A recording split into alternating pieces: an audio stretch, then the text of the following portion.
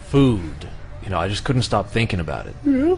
So, yeah. So, you know, I went to the fridge and I opened up the meat drawer. You know what the meat drawer is, right?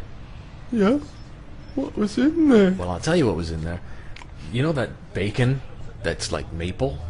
It's got maple flavor. The maple kind, yeah. Yeah, so Yeah. I took that out and I thought, Yeah. I know who would like that. Me. So I ate it. Oh, no. You're kidding me. Nope. Not kidding. You know, I also noticed there was some beef in there.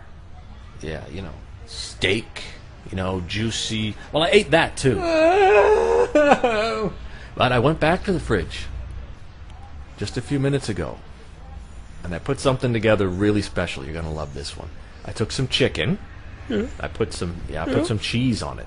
Then I covered it with Covered it with what? cat treats. Yeah. Then guess what? What? I gave it to the cat.